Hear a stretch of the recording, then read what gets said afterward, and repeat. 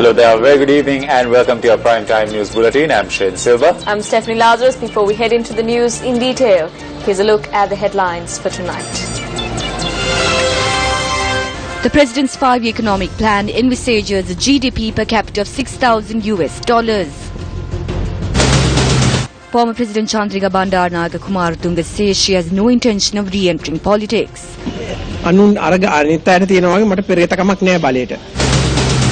Wilpattu crisis. Deforestation of the Kallaru forest in breach archaeological regulations. Sri Lanka ties series with 7-wicket victory in the second test against Pakistan.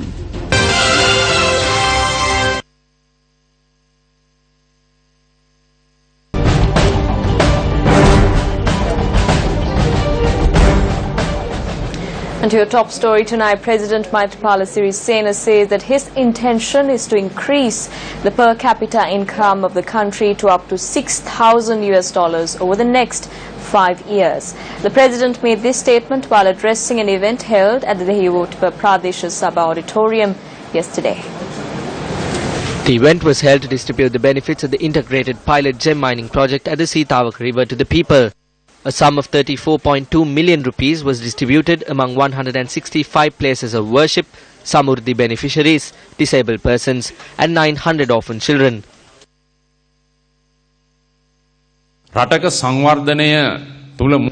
is fundamental in a country's development is the situation of the people's income, situation of the national economy, foreign exchange and the situation in reserves. It is based on the values of these elements that we intend on increasing the country's per capita income by more than $4,000 annually. Especially within the next 5 years, we intend on increasing our per capita income to up to $6,000. So, for us to reach this level of development, all sectors of our investments, including industrial development, should be more effective.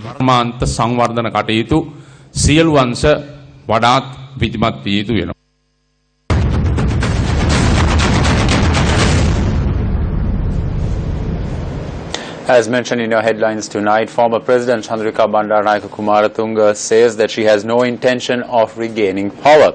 She made this statement while engaging in a tour of Kandy. In line with her 70th birthday, former President Chandrika Bandaranaike Kumaratunga called on the chief prelates of the Askiri and Malwada chapters of the Siam sect today. The former president, who called on the chief prelate of the Malwada chapter of the Siam sect, Most Venerable Tibutuawe Sri Sumangala Thero, engaged in discussions with the Most Venerable Thero for nearly 2 hours. The former president also called on the chief prelate of the Askiri chapter of the Siam sect, Most Venerable Galagama Sri Attadasi Thero. Former President Chandrika Bandaranaike Kumaratunga was questioned by journalists regarding rumours spreading on handing over of nominations to former President Mahinda Rajapaksa.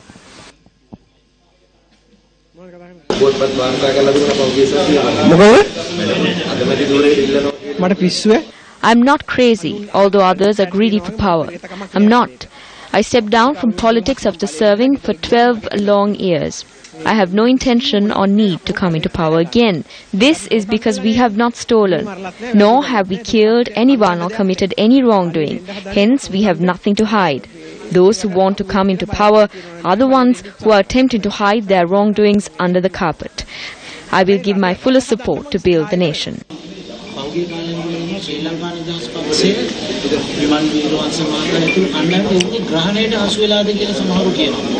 Let's discuss these matters separately. We do not take notice of individuals in the caliber of Vimal Veeravansa who are not even worth a red cent. Please do not even mention his name on a day like today.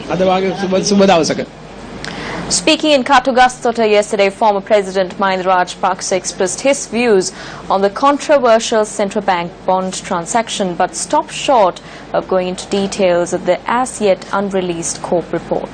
He charged that the police financial crimes unit had been set up by the Prime Minister using an archaic piece of legislation and was now being used to selectively investigate his opponents.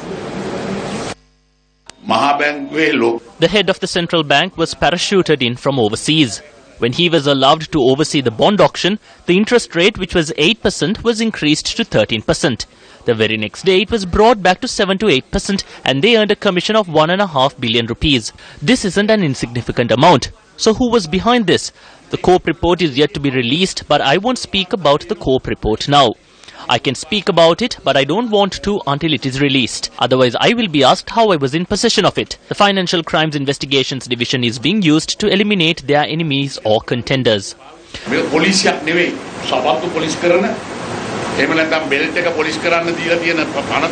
This is not a police unit. There is an act under Article 55 which establishes shoes and belt polishers. That is the very article that has been used to establish the new police unit. And who is the owner of it? The police cannot conduct investigations when they please. When I lodge a complaint, they cannot investigate it. They need the Prime Minister himself to be present. Conflicting views are being expressed on the possible candidacy of the former President Mahinda Rajapaksa. Though the former President is yet to make a public announcement on this, it hasn't stopped voices from across the political fray from speculating of a possible return. On one hand, Professor G.L. Pires says that people are requesting the former President to contest the upcoming polls. However, Field Marshal Sarath Fonseca says that he will not allow the former President to regain power. Even though Mahinda Rajapaksa lost, he was still able to engage in politics thanks to the fact that during the 100 days the abductions by white vans stopped, murders came to an end and we were able to reap the full benefits of democracy. Although allegations were levelled against them, they were still able to freely engage in politics. When they enter the political fray, casinos, murderers and thieves will sweep through the country. That is how the people know what will happen when this wind blows across the country. කුඩුහුළඟ හමාවි සුදුවැන් සුළඟ හමාවි මිනිමැරුම් වල සුළඟ හමාවි හොරකම් සුළඟ හමාවි ඒ නිසා මේ සුළඟේ හැමුවොත් මොකද වෙන්නේ කියලා ජනතාව දන්නවා කොහේ ගියත් ලංකාවේ එක් හඬින් No matter where you go in Sri Lanka, people still ask for Mahinda Rajapaksa. The reason behind this is because there is a void. There is a need for a leader who has a spine and will not bow down to external forces, a state leader who works with self-respect. He will definitely accept this invitation. He made this very clear when he addressed the public in Matara. He said that when the next rally takes place, he will take to the stage again.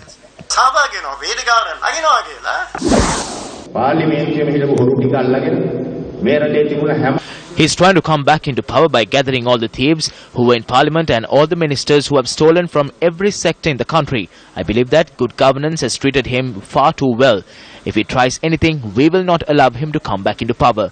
If there is a threat, we will take every political measure and make sacrifices to ensure that this does not materialize.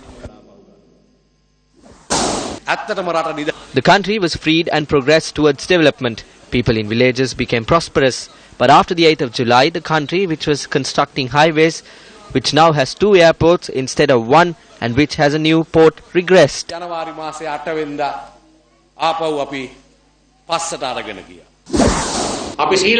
We fielded the SLFP General Secretary and worked for his victory.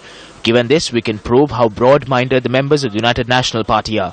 We told the President that now we have a new President, we should also have a new Parliament.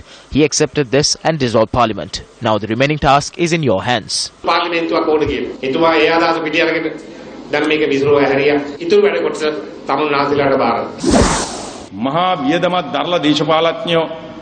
Politicians enter Parliament after wasting a lot of money. What is their next task? They try to find a way to earn that money back. Do they do this in an ethical manner? No. They steal and they try to make a buck in the next election as well. In the end, what they do is steal.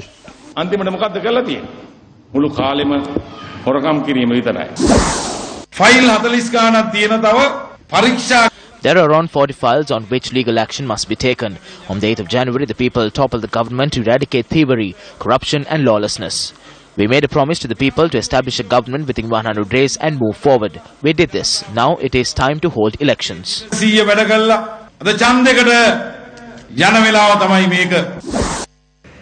If you punish the thieves, then Mahinda and his team will split into 2. If they make a move on Johnston, Lalit Weeratunga, Mahinda Ananda, Rohit Abegunwardena or TB Ekanayaka, then that will be the end of Mahinda's team. But Ranil believes that this should not happen.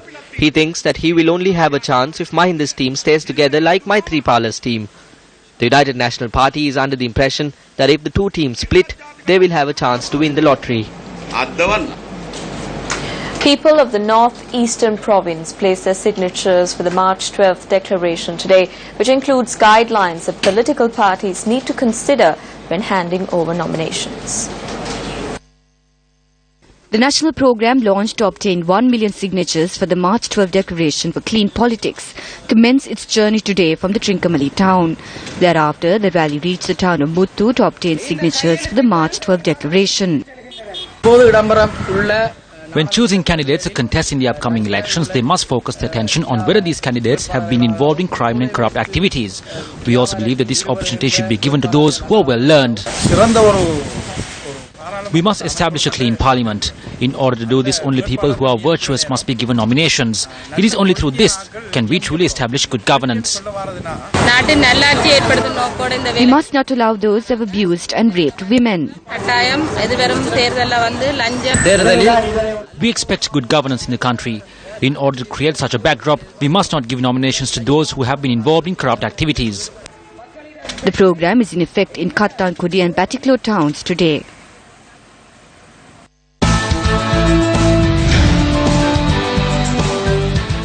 It has been revealed that deforestation of the Kalaru forest area north of Wilpattu violates all archaeological regulations as well. The revelation was made during a media briefing today. A tour conducted by Newsfirst by air made it abundantly clear the destruction caused by the deforestation of 3,000 acres of land of the Kalaru forest or the Marichukadde Karadikuli Wildlife Reserve located north of the Wilpattu National Park. Environmentalists point out that while this land area is being cleared to construct houses for the resettlement of people, a separate 500-acre land area has been cleared for the personal need of Minister Richard Bathiudin. During a tour we conducted in the area yesterday, our cameras captured how the destruction continues. The Department of Wildlife Conservation is yet to take any legal action over this matter. This forest area is being cleared in complete violation of Article 7 of the Wildlife Ordinance. Thereby, according to the Gazette bearing the numbers 1152/14 issued on the 4th of October 2000, as stated in 23A of Article 47 of the amended Archaeology Ordinance of Act No. 9 of 1940, an archaeological impact report must be compiled in order to obtain approval if a land area more than 2 hectares is to be cleared. Sometimes during the recent past, when there were certain influences made from the top, the Department of Archaeology may not have been aware of things. Even we know that the environment in Wilpattu is being destroyed by a certain politician for the resettlement of people.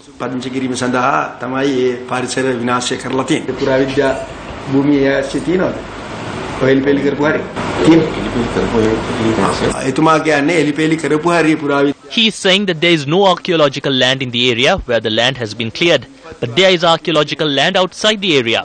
Wilpattu belongs to the Department of Wildlife Conservation. The department should have acted upon hearing the information about this. All I have to say is that we are free from this.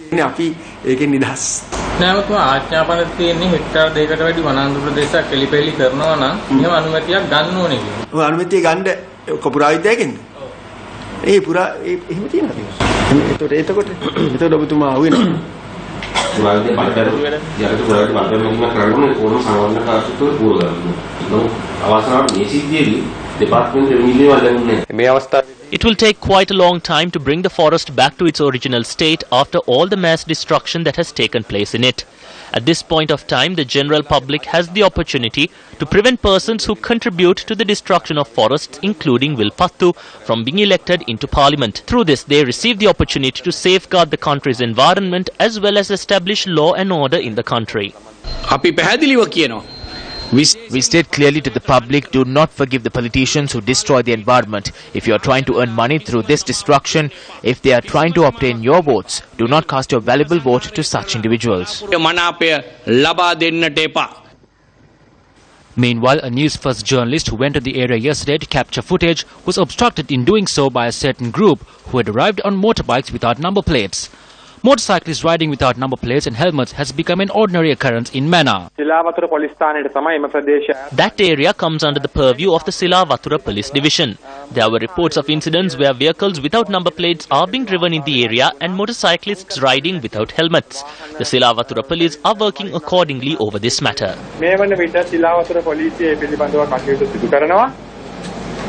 Minister Sajid Premadasu says that an era which generates employment among the youth will be created. The minister made this statement while addressing an event in Katuwana, Hambantota. Various programs were implemented for the youth in the recent past. Ultimately, what happened was that the youth were merely chasing an illusion. So our vision is to create an era of employment for the youth. And as preparation to that program, I promise you that under this national program, we will select the Hambantota district to construct the most number of factories and initiate our program to provide jobs for the youth who have been left destitute. The event was held to donate funds to the Katuwana Sri Vihare Sunday School under the Sasunata Aruna program. One person was killed due to a heated argument which got out of hand in Maharagama, while the body of a male was found close to the Veerapura Napu College in Moratua. Crime Watch has the details.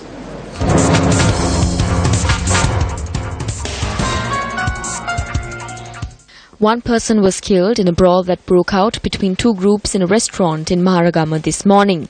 The police said that those involved in the brawl had been under the influence when an individual murdered the victim with a knife at the restaurant. The police added that the deceased is an actor named Indika Ratnayaka. The police went on to note that as the incident had been recorded on CCTV cameras at the restaurant, the suspects who have been identified have fled the area.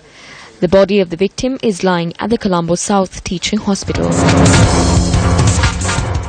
A body of an individual was found along Gaur Road in close proximity to the Veerapuran Apu College in Moratua today. The police suspect that the deceased may have been run over by a heavy vehicle. The police added that since the incident had taken place during the early hours of the morning, several vehicles may have run over the body, leaving it beyond recognition.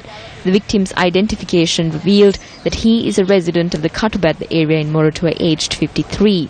Police added that the body of the victim has been placed at the Panadura General Hospital for the post-mortem examination.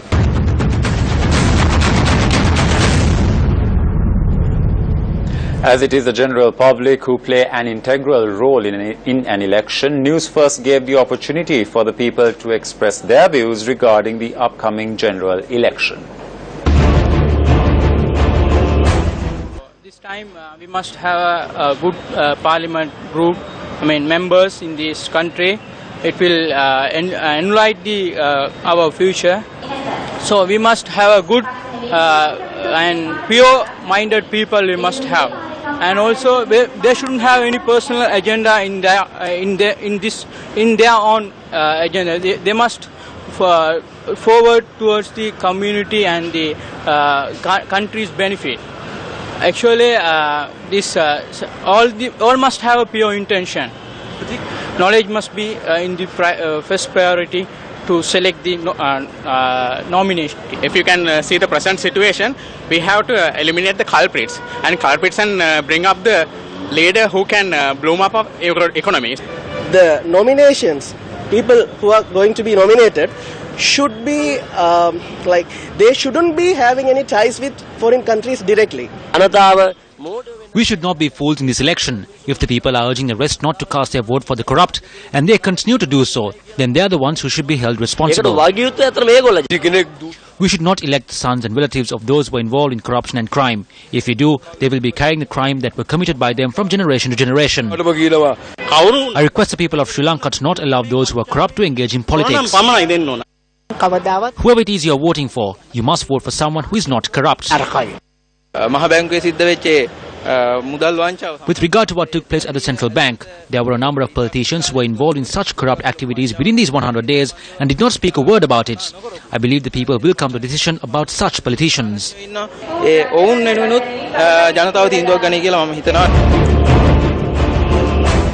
The change that took place must remain as that change. Our expectation is that such persons will not enter parliament.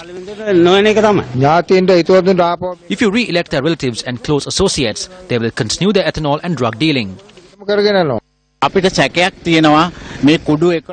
We suspect that family members and close relatives of families involved in drugs and ethanol will be selected from their parties once again. If they do this, I believe that the people will give their answer on election day, and it will be against these parties.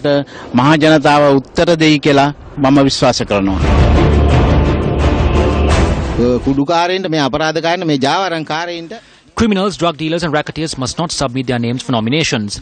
I wish to take this opportunity to remind them that if they do, the public will make sure that the leader of the party, including General Secretary, will lose. If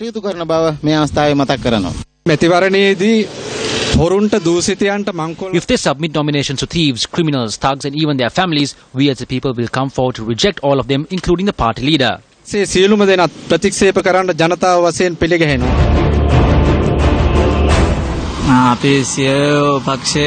like to tell all party leaders and secretaries to not get caught by accepting nominations of such persons. If so, we will see to it that they lose in the upcoming election.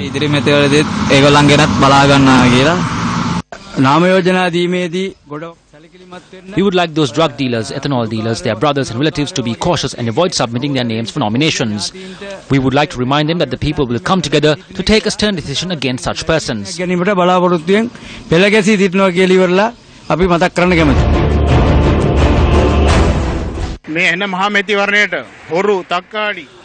allow thieves and criminals to enter politics. If they do, we will make sure that we send the secretary and even the general secretary of the party home. One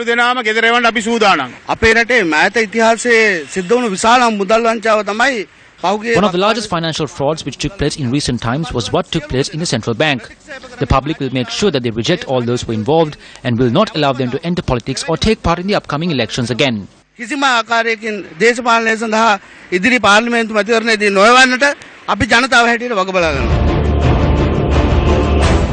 I believe it is wrong to allow the relatives who are involved in corrupt activities to lead the country. We must break free from criminals and corrupt individuals someday. In the recent past, Newsfirst has received reports on drug raids which were carried out only to find out the actual amount of drugs that were confiscated has been changed.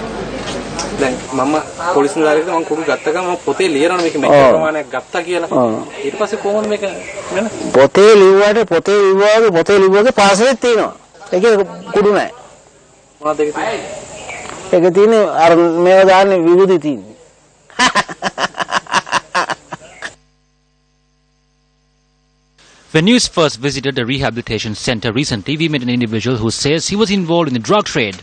He says that when the police confiscate drugs, they replace it with a substitute that bears a similar appearance to the narcotic in question. The former director of customs, Mali Pirsena, gave us first-hand account describing how this takes place.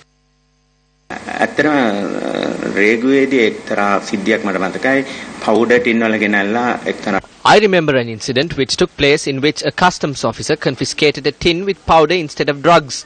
We carry out frequent field tests together with the anti-narcotics unit. It is only if we have any suspicion do we arrest the suspects. Once there was a report that was presented in courts which stated that the substance we confiscated was not heroin.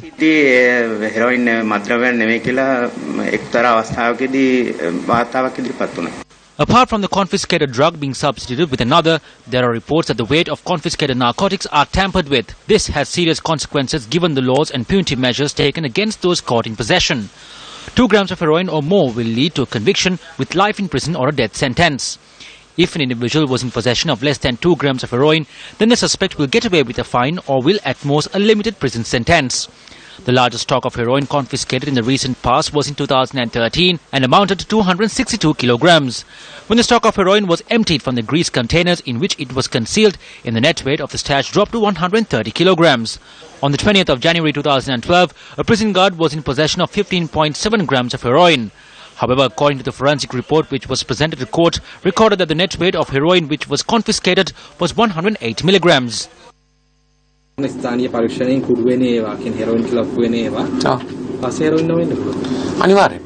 දැන් ඔබ තරකය නගන්නේ මේ පොලිසියේදී මේක වෙනස් වෙලාත් මට පැහැදිලි.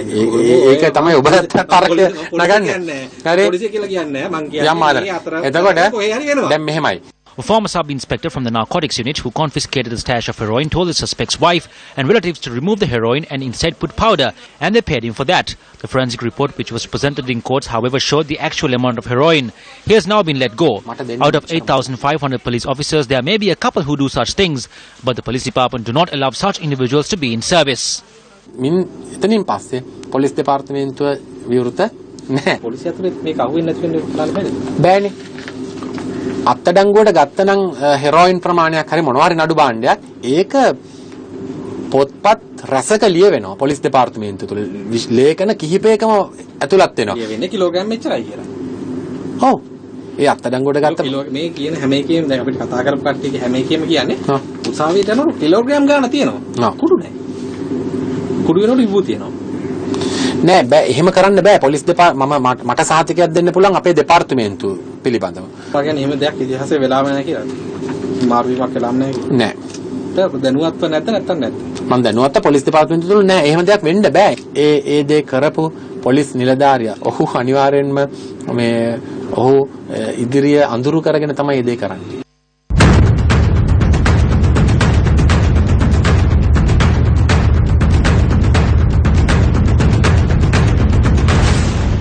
A drug-free nation leads to a drug-free parliament. Think before you vote. Well, that's a wrap of Primetime News tonight. I'm Stephanie Lazarus. And I'm Shane Silva. Take care and good night.